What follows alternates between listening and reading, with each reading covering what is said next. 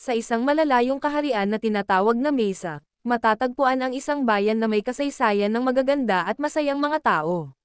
May mga kwento ang mga matatanda tungkol sa isang kaharian na pinagmulan ng isang makapangyarihang liwanag na may kakayahang magbigay buhay at magpagaling ng mga sugat, hindi lamang sa katawan kundi pati na rin sa kaluluwa ng bawat nilalang.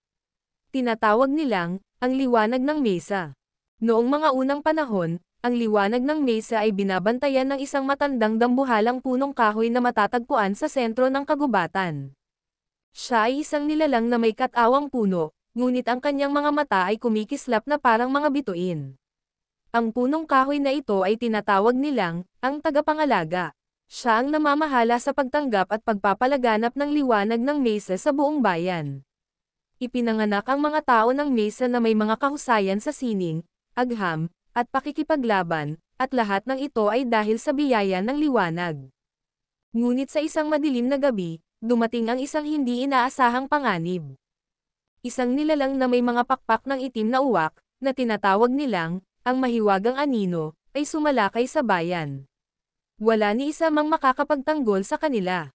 Pinaglaruan ng anino ang liwanag, at kinuha ito mula sa tagapangalaga, na nagdulot ng isang malupit na dilim sa buong Mesa. Ang buong bayan ay nahulog sa isang walang katapusang gabi. Ang mga tao ay naghirap, nawalan ng pag-asa, at ang kanilang mga puso ay natakot. Sa kabila ng lahat ng dilim, may isang batang babae na hindi tumigil sa paghahanap ng liwanag. Siya ay si Alira, isang dalagita na may mga mata na kasing liwanag ng araw. Nang umabot siya sa 12 taon, natutunan niyang maglakbay sa kagubatan, bagamat ang mga matatanda ay nagbabala sa kanya na hindi ligtas ang lugar na iyon. Ngunit hindi natatakot si Alira, alam niyang ang liwanag ay may dahilan kung bakit ito ibinigay sa kanilang lahi. Gusto niyang muling makita ang liwanag at gawing buhay ang kanyang bayan. Ang liwanag ng Mesa ay hindi dapat mawala, wika ni Alira sa kanyang ina, isang matandang mang-uukit ng mga kahoy. Kailangan ko itong hanapin, para sa atin at sa ating mga ninuno. Si Alira ay hindi lamang isang batang may tapang, kundi isang batang may malalim na koneksyon sa mga alamat ng kanilang bayan. Bawat gabi, nananampalataya siya sa mga kwento ng kanyang lola, na nagsasabing ang huling susi sa pagbabalik ng liwanag ay nasa kamay ng isang tao na hindi matitinag sa anumang pagsubok. Maghahanap siya sa kagubatan, kung saan tinatago ng mahiwagang anino ang liwanag ng Mesa. Hindi alam ni Alira kung anong klaseng pagsubok ang haharapin niya, ngunit alam niyang walang ibang makakapagligtas sa kanyang bayan kundi siya. Ang liwanag ng Mesa ay hindi lamang isang alamat. Isa itong buhay na bahagi ng kanilang pagkakakilanlan. Ang pagkawala nito ay nangangahulugang pagkawala ng kanilang kaluluwa. Sa pagsimula ng kanyang paglalakbay, isang malalim na tinig ang bumangon mula sa mga puno ng kagubatan. Tahanan ng liwanag, ang daan ay masalimuot. Ang bawat hakbang ay may kaakibat na sakripisyo. Huwag mong kalimutan, Alira, ang tunay na halaga ng pag-aalay. Habang nagsisimula siyang maglakbay patungo sa gitna ng kagubatan, nararamdaman ni Alira ang presensya ng isang malupit na kalaban sa kanyang paligid. Ang kagubatan ay hindi na katulad ng dati, malamig, maitim, at puno ng misteryo. Ang bawat anino ay may mga mata na nagmamasid, at bawat tunog ay may hatid na takot. Hindi ko pwedeng balikan ang bahay na ito nang walang tagumpay, wika ni Alira sa sarili. At sa kanyang mga mata, ang liwanag ng Mesa ay patuloy na kumikislap, kasabay ng bawat hakbang niyang tinatahak. Ngunit sa kabila ng kanyang tapang at determinasyon, isang malaking pagsubok ang naghihintay sa kanya. Ang unang pagwawakas na haharapin niya ay isang kakaibang nilalang, isang halimaw na tumira sa ilalim ng mga ugat ng punong kahoy na matagal nang naiwang matigas at puno ng malupit na kalokohan. Habang patuloy na naglalakad si Alira sa madilim na kagubatan, nararamdaman niya ang kakaibang presensya ng isang hindi maipaliwanag na takot. Ang hangin ay malamig at may kasamang mga tunog ng mga ligaw na hayop, ngunit ang mga tunog na ito ay nagmumukhang may layunin.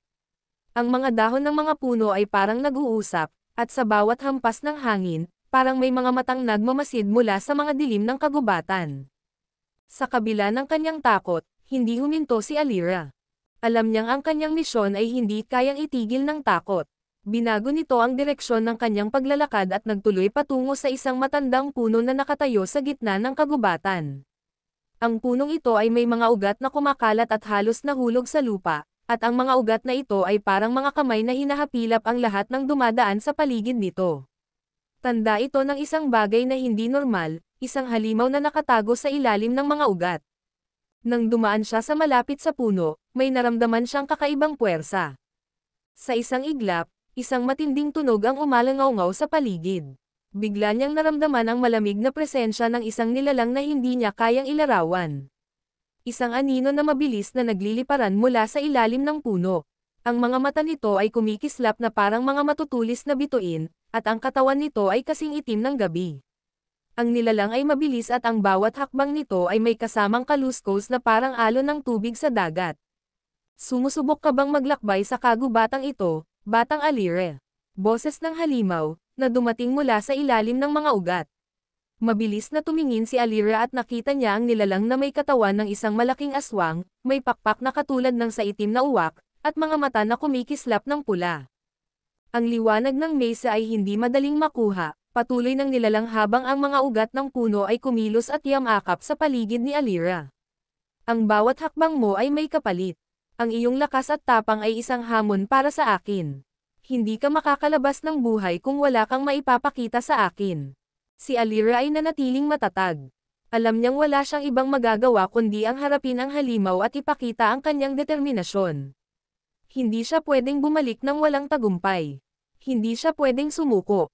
Hindi ako natatakot, sagot ni Alira ng matatag, pupuntahan ko ang liwanag ng mesa at babalik kong buhay ang bayan namin.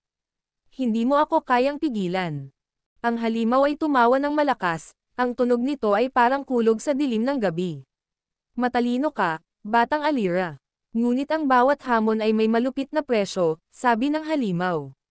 May isang paraan para makatawid ka, ngunit kailangang dumaan ka sa 3 pagsubok. Ang unang pagsubok ay ang pagsukat ng iyong tapang. Mabilis na yumoko ang nilalang at mula sa ilalim ng mga ugat, isang matalim na ilaw ang sumak at nagsimulang magbago ang paligid. Ang kagubatan ay nagbago ng anyo, at ang mga puno ay nagsimulang gumalaw, naging makulay at puno ng mga magagandang tanawin, ngunit may isang bagay na hindi tama. Ang hangin ay nagbago at nagdala ng isang nakakalitong amoy ng bulaklak at usok. Sa isang iglap, ang lahat ng kahoy na tinatanaw ni Alira ay naging mga higanteng hayop na nagsimulang magtulungan upang hamarang sa kanyang daraanan. Si Alira ay hindi nag-atubiling humarap sa mga ito. Alam niyang ang mga hayop na ito ay isang pagsubok sa kanyang tapang, at tanging ang matinding determinasyon lamang ang magbibigay daan para malampasan niya ito. Isa-isa niyang hinarap ang mga hayop. Ang una ay isang dambuhalang alaga na may katawan ng layon at pakpak ng agila. Ang mga mata nito ay matalim, at ang bawat hakbang nito ay gumugulngol sa paligid ng kagubatan. Tinutok ni Alira ang kanyang mga mata dito at pinilit na itulak ang kanyang takot upang magpumilit na magtagumpay. Sumugod ang layon agila na nilalang, ngunit si Alira ay mabilis at matalim ang kanyang mga galaw. Naglakbay siya mula sa kaliwa hanggang kanan, at sa bawat hakbang ay napagtagumpayan niya ang bawat pagsubok na ipinadala sa kanya. Nang makalampas siya, napansin niyang ang nilalang ay tumigil at nagbago ng itsura. Ang mga hayop ay nagpatuloy sa kanilang mga anyo, ngunit tila wala ng kagalakan sa kanila. Ngunit isang mas malupit na pagsubok pa ang naghihintay sa kanya, ang pagtatapos ng unang hamon. Ngunit bago pa man siya makagalaw, isang boses mula sa ilalim ng mga ugat ang muling nagsalita. Huwag mong isipin na madali ang iyong daraanan, Alira. Hindi pa tapos ang iyong misyon. Sa harap ng kagubatang nagbago ang anyo, napatigil si Alira. Ang paligid ay naging isang mundo ng ilusyon, at kahit alam niyang bahagi ito ng pagsubok, hindi niya maiwasang makaramdam ng kaba. Ang halimaw sa ilalim ng mga ugat ay nanatili sa kanyang kinaroroonan, nagmamasid, naghihintay kung paano niya haharapin ang susunod na hamon. Hindi sapat ang tapang, muling bumigkas ang malalim na tinig ng halimaw. Ang ikalawang pagsubok ay pananampalataya. Ano ang halaga ng tapang kung wala kang tiwala sa iyong sarili?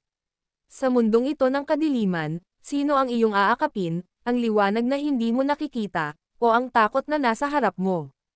Sa isang iglap, nagbago muli ang paligid. Mula sa kagubatan, lumitaw ang isang malalim na bangin sa kanyang harapan.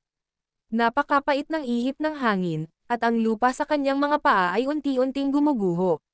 Wala siyang nakikitang tulay, wala siyang pwedeng kapitan.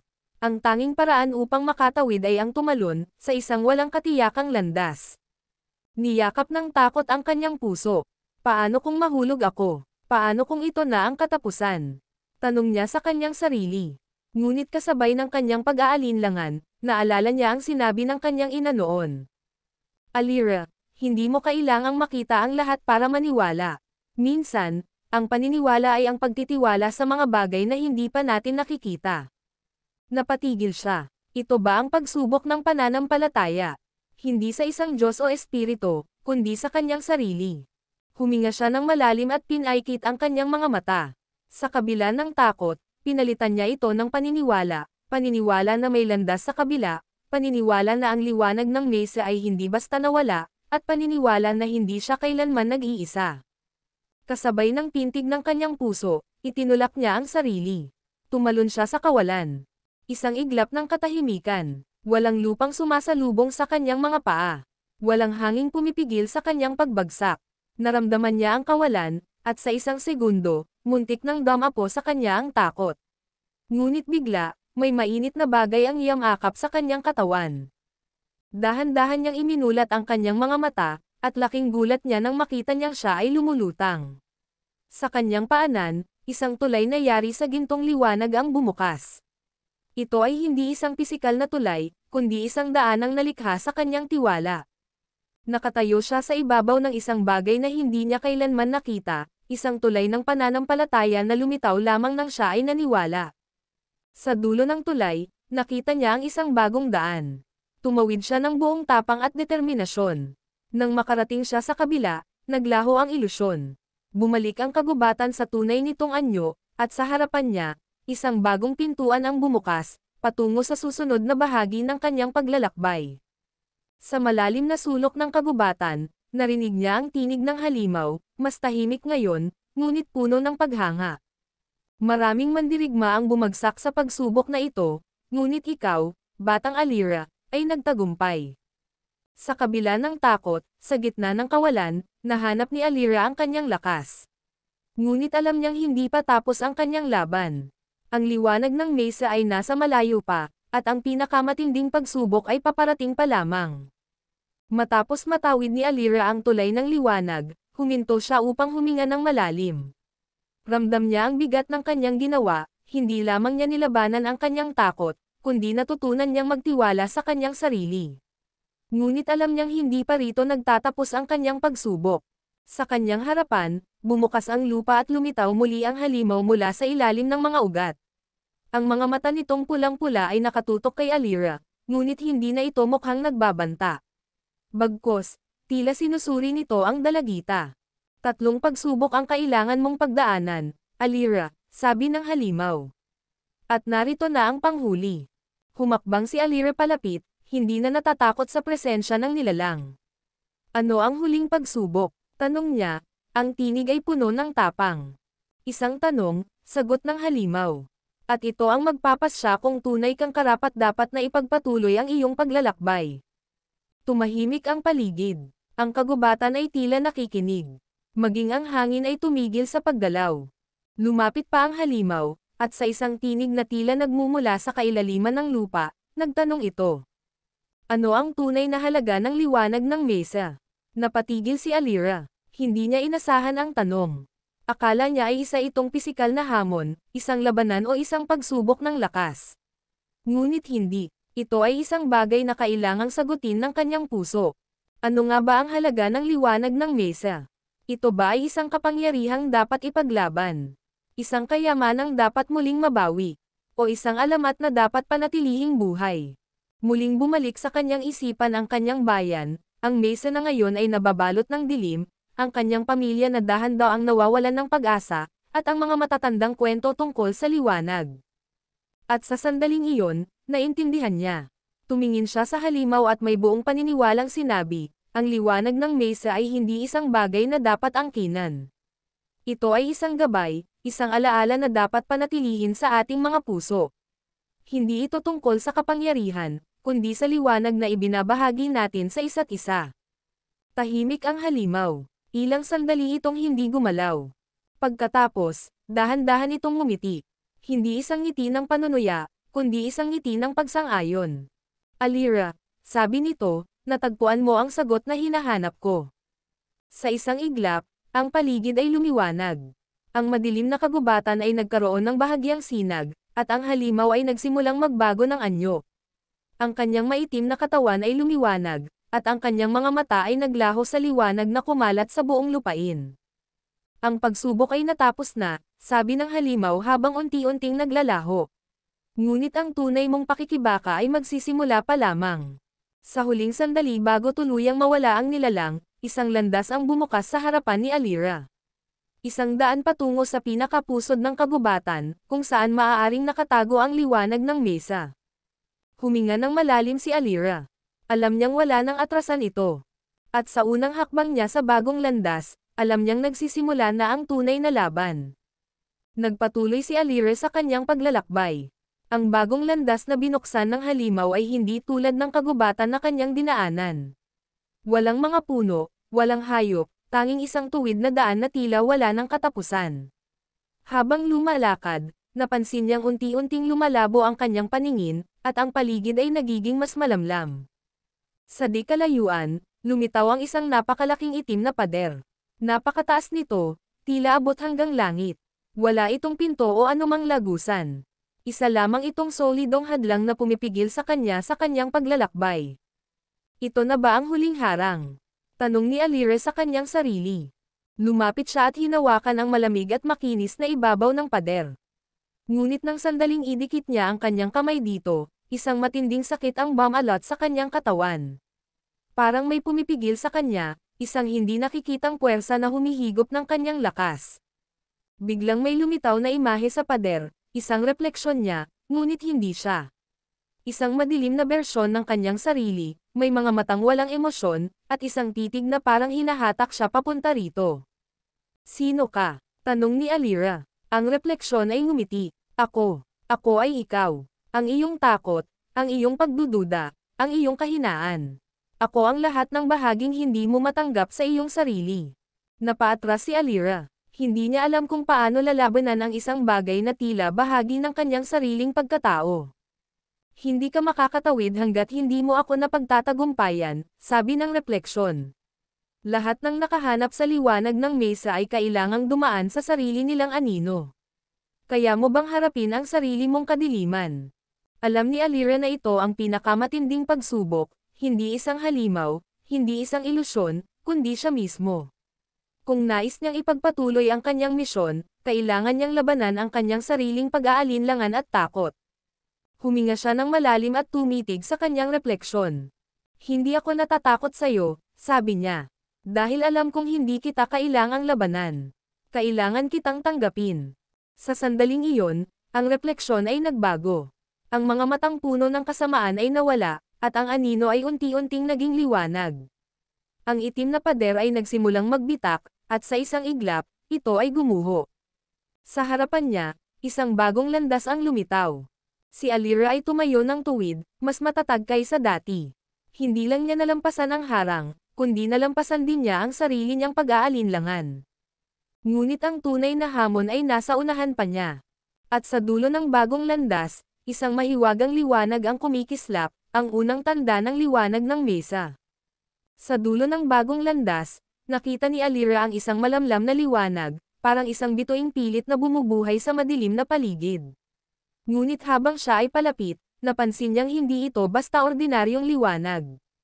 Ito ay nagmumula sa isang matandang bato, may nakaukit na mga sinaunang simbolo, at sa paligid nito, naroon ang isang nilalang, isang tagapagtanggol na mukhang yari sa anino.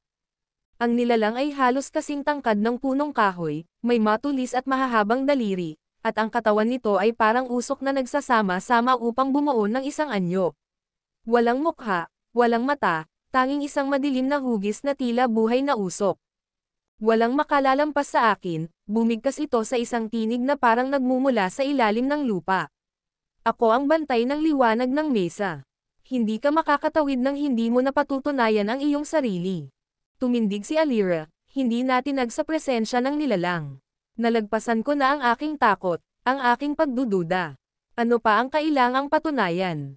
Tapang ay hindi sapat, sagot ng aninong tagapagtanggol. Ang huling pagsubok ay hindi tungkol sa lakas o tapang, kundi kung handa kang mag-alay ng sarili mo para sa iba.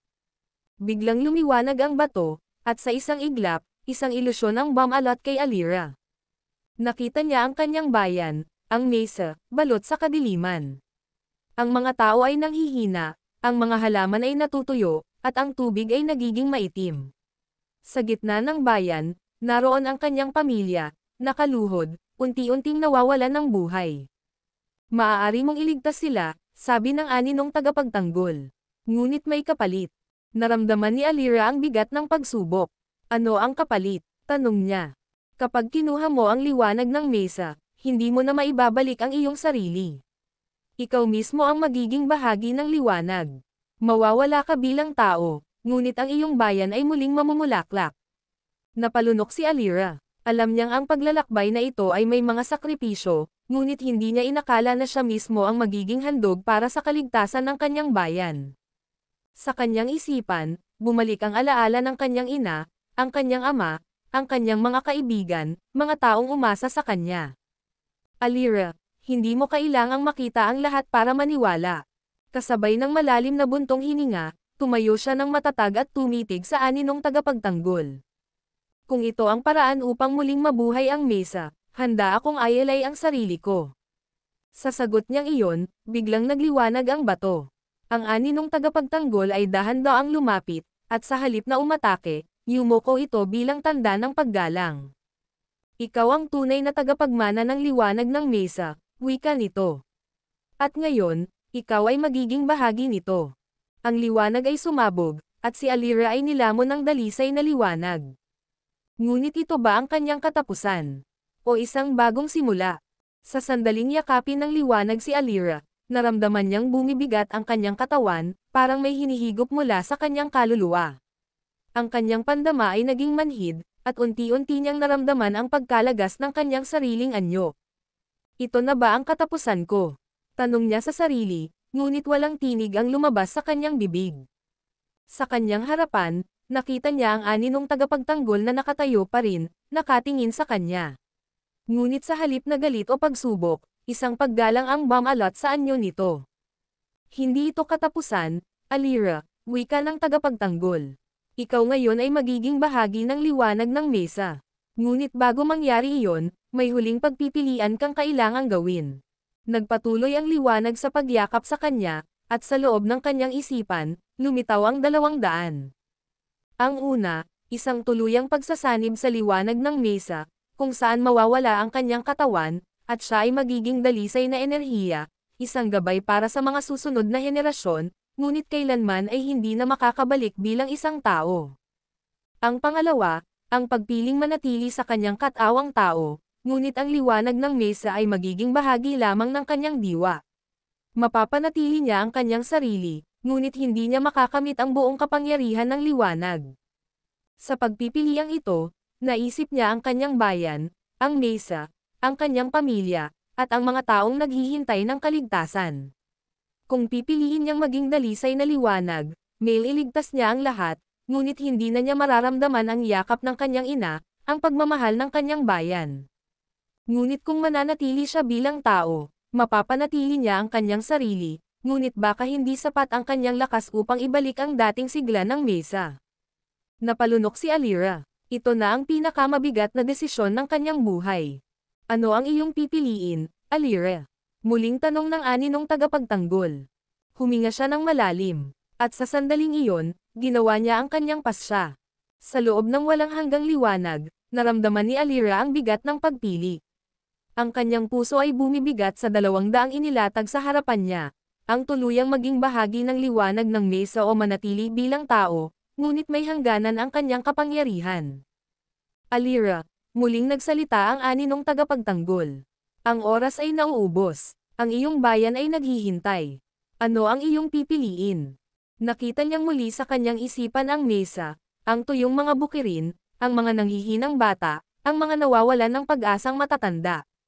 Alam niyang hindi niya kayang baliwalain ang sakripisyo ng kanyang paglalakbay. Hindi niya kayang hayaang manatili sa dilim ang kanyang bayan.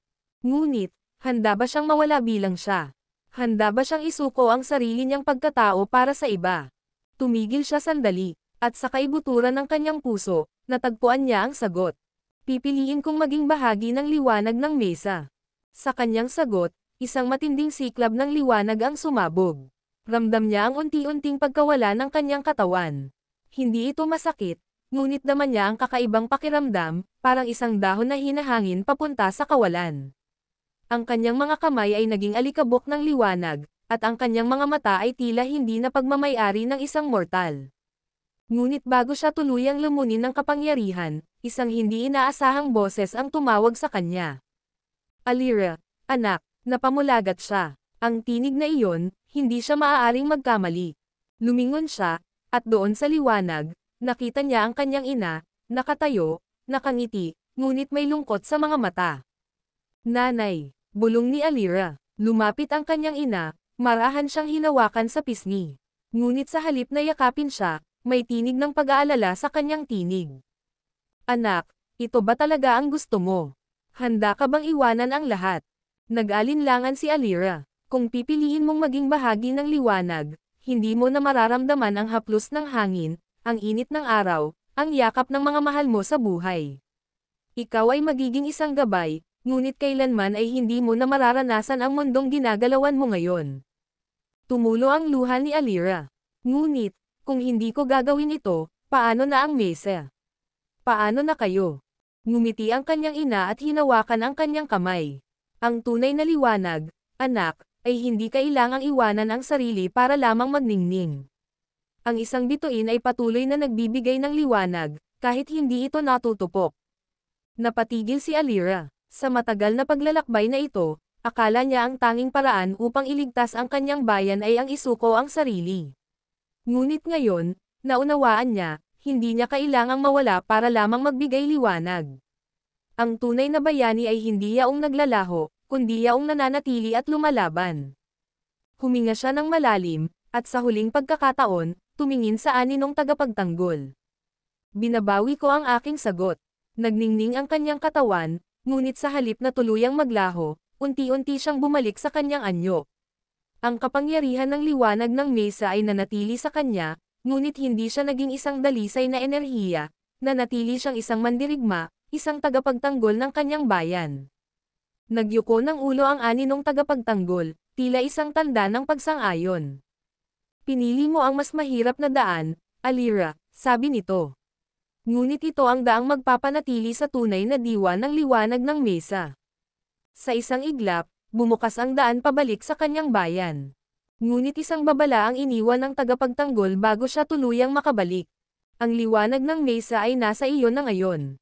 Ngunit may mga nilalang sa dilim na hindi matutuwa sa iyong naging desisyon. Ihanda mo ang iyong sarili, sapagkat ang tunay na laban ay magsisimula pa lamang.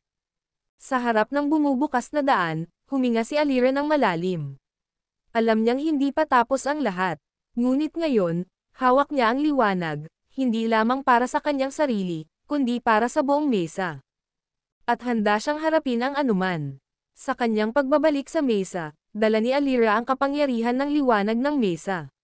Ngunit sa kanyang pagdating, isang malamig na hangin ang bumati sa kanya, isang hanging puno ng pangamba. Ang kanyang bayan ay tila hindi na ang dating mesa. Sa halip na muling mabuhay, ang mga anino ay mas lalong dumilim. Ang mga tao ay hindi nagagalak sa kanyang pagbabalik, nakatingin sila sa kanya ng may takot, hindi pananabik. Ano ang nangyari rito? Tanong niya sa sarili. Mula sa malayo, lumapit ang isang matandang babae, si Nanang Sima, ang albularyo ng bayan.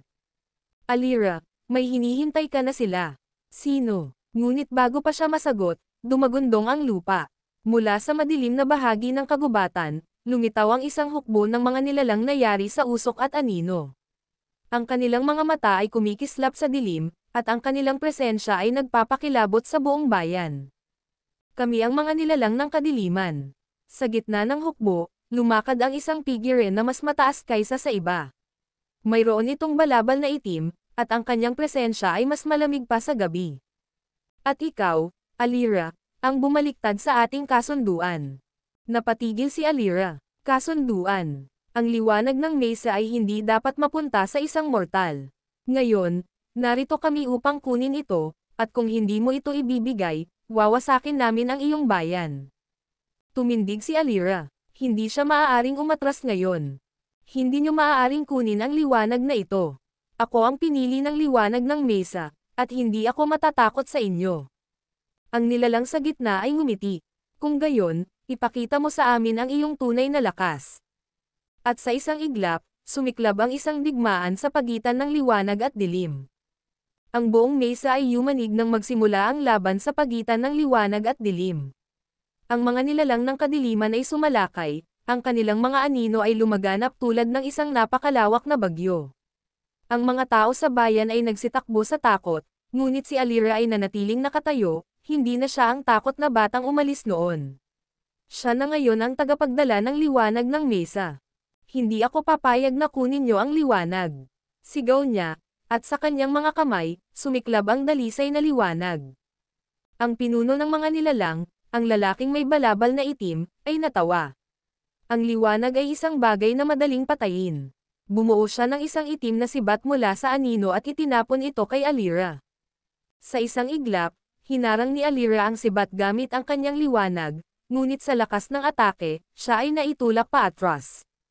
Ang kanyang dibdib ay parang pinigan ng isang malamig na kamay, ramdam niya ang bigat ng laban. Ngunit hindi siya nagpatinag. Ang liwanag ay hindi isang apoy na maaaring patayin, sagot niya. Ito ay isang apoy na patuloy na sisiklab hanggat may naniniwala rito. Itinaas niya ang kanyang kamay, at mula sa kanyang katawan, lumabas ang isang napakaliwanag na enerhiya na bumalot sa buong bayan. Ang bawat sulok ng mesa ay nagliwanag, ang dilim ay umatras, at ang mga nilalang ng kadiliman ay nagsimulang magsisigaw habang natutunaw sa liwanag. Hindi ito maaari, sigaw ng pinuno ng kadiliman habang ang kanyang katawan ay unti-unting nagkakabitak at nawawasak. Paalam sa inyo, sa huling pagsabog ng liwanag, ang lahat ng anino ay nawala, parang usok na tinangay ng hangin. Ang dilim na bumalot sa mesa ay naglaho, at ang liwanag ng araw ay muling bumalik sa bayan. Napaluhod si Alira. Ang kanyang katawan ay nanghihina, ngunit ang kanyang puso ay puno ng kapayapaan. Sa kanyang paligid, ang mga tao ay lumabas sa kanilang mga tahanan, at unti-unting napagtanto ng lahat, ang kanilang bayan ay malaya na. Si Alira ang nagligtas sa atin. Sigaw ng isang bata. Ang mga tao ay lumapit sa kanya, at sa unang pagkakataon, nakita niya ang kanilang mga ngiti, hindi ngiti ng takot o pangamba, kundi ng pag-asa. Lumapit si Nanang Sima, at hinawakan ang kanyang balikat. Ang liwanag ng mesa ay nasa loob mo na ngayon, Alira. Ikaw ang bagong tagapangalaga ng ating bayan. Tumanggaw si Alira. Alam niyang hindi pa rito nagtatapos ang kanyang kwento. Ngunit sa ngayon, alam niyang nagtagumpay siya. At sa ilalim ng liwanag ng araw, muling nabuhay ang mesa, hindi dahil sa isang mahimalang kapangyarihan, kundi dahil sa isang pusong handang magsakripisyo para sa lahat. Wakas.